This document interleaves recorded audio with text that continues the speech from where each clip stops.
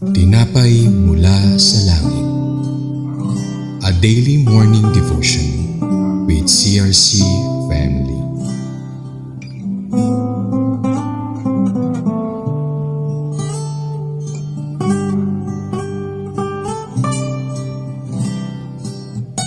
Isang pagpalang umaga po sa bawat isa. Ako po si Sister Josie Nogoy ng CRC Antipolo Daughter Church. Ngayong umaga po, tayo po ay magsama-samang magnilay sa salita ng Panginoon sa ating programang Tinapay Mula sa Langit, ang ating pong pang-araw-araw na morning devotion. Una po sa lahat, ang title po ng ating pagninilayan ay ang Remember the Commandments Before Entering Canaan. Tayo po ay manalangin. Panginoon namin, Diyos na makapangyarihan, kami po ay muling nagpapasalamat sa bagong araw, bagong buhay na yung pinagkaloob sa araw na ito. Maraming salamat po na muli po kami ay nagkasama-sama upang pagnilayan ang iyong mga salita. Patawarin mo po kami sa aming mga nagagawang pagkakamali, sa aming mga pagkakasala. Linisin mo po ang aming mga puso at isipan upang malayang dumaloy ang iyong pagpapala, lalo na po ang iyong salita. Samahan mo kami, Ama, gabayan po kami ng iyong banal na Espiritu at bigyan ng kaunawaan, karunungan upang maunawaan ang iyong mensahe sa araw na ito. Sa iyo po ang lahat ng papurit pasasalamat. In Jesus' mighty name we pray. Amen. Sa ating pong pagninilay, ang ating pong pagninilayan ay ang aklat ng Deuteronomy chapter 6 verses 1 to 3. Sa NIV po ang sabi, "These are the commands, the decrees and laws the Lord your God directed me to teach you, to observe in the land that you are crossing the Jordan possess." Verse 2, "So that you, your children, and their children after them may fear the Lord your God as long as you live, by keeping all His decrees and commands that I give you, and so that you may enjoy long life." Verse 3 po, "Hear, Israel, and be careful to obey, so that may go well with you, and that you may increase greatly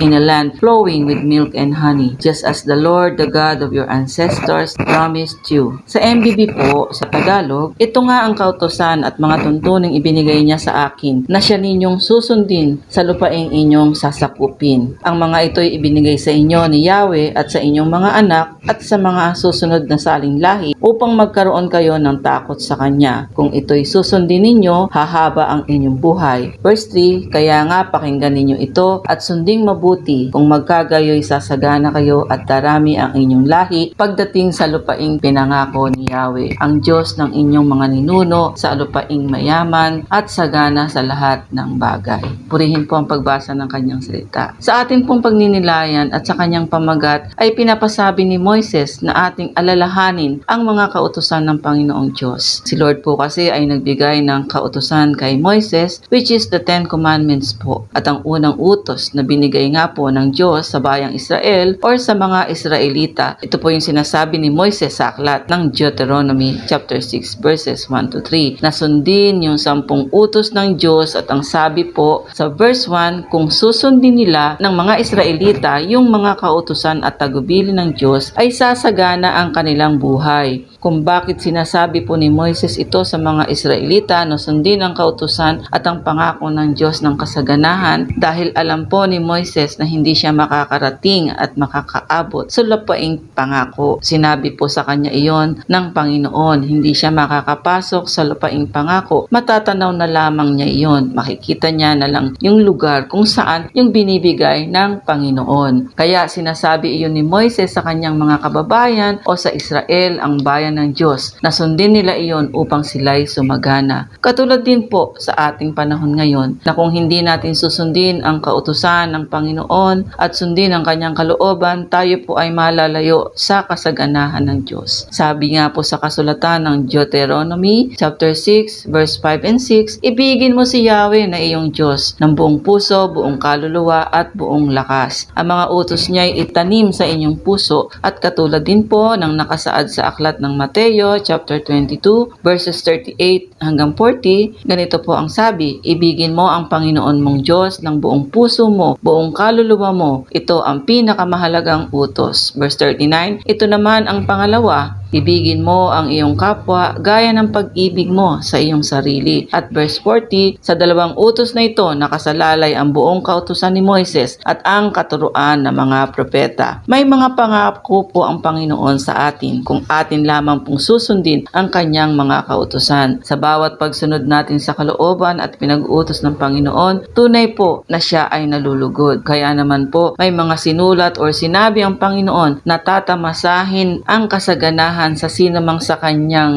mga utos ay tapat na sumusunod. Tulad din po ng sinasabi sa Joshua chapter 1 verse 8. Ang sabi po, huwag mong kaliligtaang basahin ang aklat ng kautusan. Pagbulay-bulayan mo iyon araw at gabi upang matupad mo ang lahat ng nakasaad doon. Sa ganoon, magiging masagana at matagumpay ang iyong pamumuhay. Ito po ang bilin sa atin na magpahanggang sa panahon natin ngayon. Laging paalala sa ating lahat na basahin natin ang kanyang aklat, ang Biblia, sapagkat doon nakasaad ang lahat ng kanyang mga kautusan, tagubilin at mga pangako ng Panginoon na pawang kasaganahan sa buhay nating tinataglay. Sasagana, yun po ang pangako ng Panginoong Diyos. Natagpuan ko rin po ng susi para sumagana ang isang tao ay ang pagsunod sa salita ng Panginoon. Hindi ang trabaho, hindi ang pamana ng mga magulang, hindi ang pera, kundi ang kasaganaan ay nasa salita ng Panginoon. Sagana ka, hindi man siguro sa pera, ngunit sagana ka sa maraming aspeto ng buhay. Sagana ka sa pagmamahal, sagana ka sa kagandahang loob, hindi ka nagkukulang, sagana ka sa paggalang. Tulad ng tagubilin niya sa ating mga anak, yan na matatagpuan sa aklat ng Efeso chapter 6 verses 1 to 3, sabi po, mga anak, sundin ninyo ang inyong mga magulang alang-alang sa Panginoon, sapagkat ito ang nararapat. Verse 2, igalang mo ang iyong ama at ina. Ito ang unang utos na may kalakip na pangako. At verse 3, magiging maganda at mahaba ang iyong buhay sa lupa. Tulad po ng mga Israelita na pinagbilinan ni Moises na sundin ang kautusan ng Panginoong Diyos bago makapasok sa lupaing pangako, gayon din naman po sa panahon natin ngayon na ating sundin kung ano ang kalooban at tagubilin ng ating Panginoong Hesus upang ating maranasan ang kasaganahang pangako niya sa ating lahat at sa pagdating ng takdang panahon ay makapasok tayo sa kanyang kaharian sa langit, sa paraiso kung saan siya nananahan at kung saan tayo ay ipinaghanda niya ng tahanan at kung saan ay wala ng pagdurusang mararanasan sa piling ng ating Panginoong Hesus. Hallelujah! Tayo po ay manalangin. Aming Amang Diyos sa langit na makapangyarihan, muli po kami nagpapasalamat na kami pong muli ay pinagpala ng iyong mga salita.